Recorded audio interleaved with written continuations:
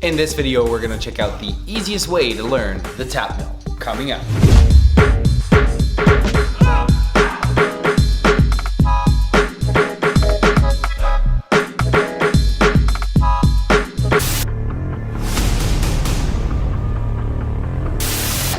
Police officers in the hospital. Chaotic scene.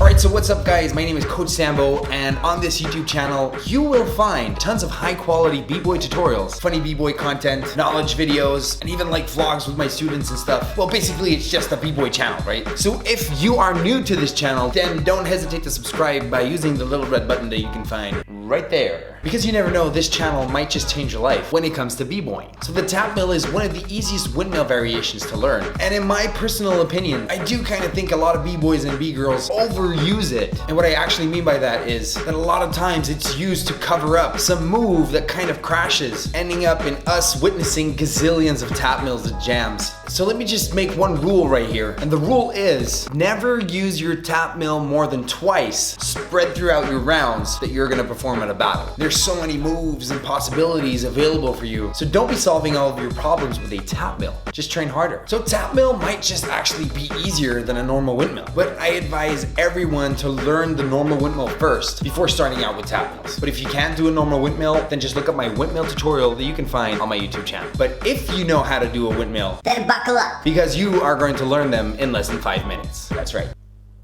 So there are multiple ways of learning a basic Tapmill, and don't worry because I'm gonna cover all of them in this tutorial right here. So the first one is the easiest one in my book. It's the Tapmill with a push. Start from your turtle or baby freeze, exactly in the same way you would do with your basic windmill. Then push your stuff away from the floor, creating half a rotation and landing on your back. And here comes the most important chunk of information that you're gonna get in this video. And that chunk of information is land everything at the same time. Your back and foot should hit the floor at exactly the same time. If your foot hits the floor 1/10 of a second later, it's going to mess up the rhythm and ultimately make that Tapmill awkward as f.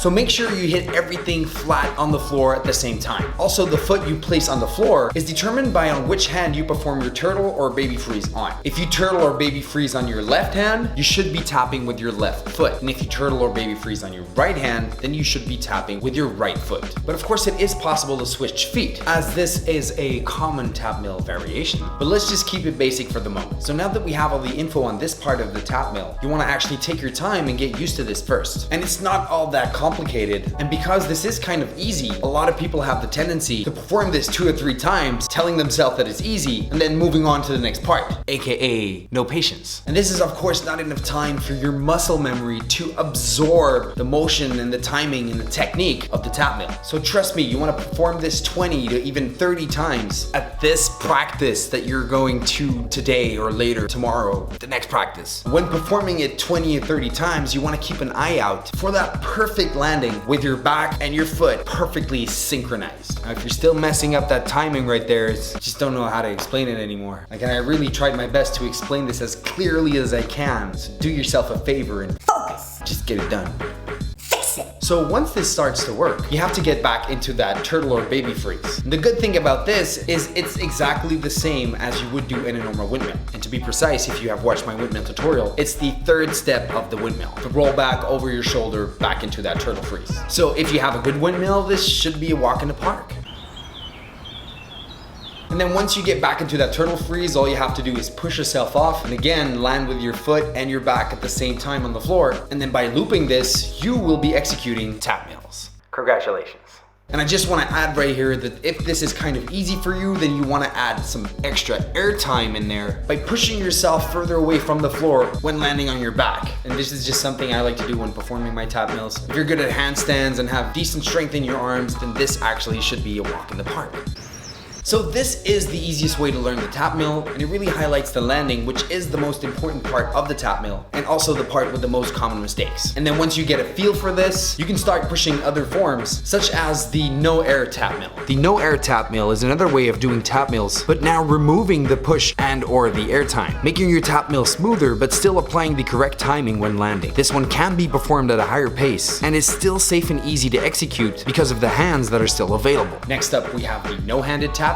If the no air Tapmill worked for you, then you might consider doing it without hands and using your arms and upper body to twist and get that rotation after each tap. A small pump can come into play to help out with the twist. And if you start to get in trouble while trying this one, I recommend you just keep using your arms and hands to help you develop more comfort and feel for this no-handed Tapmill. Now, of course, there are tons of Tapmill variations still out there. So let me just know in the comments which Tapmill variations you would like to learn so I can make a tutorial. Also, I have a very recent video where I show 40 windmill variations. And if there's any kind of Tapmill in there that you want to learn, and there's enough of you guys spamming the chat section, then definitely I will make a tutorial. Ask and you shall receive.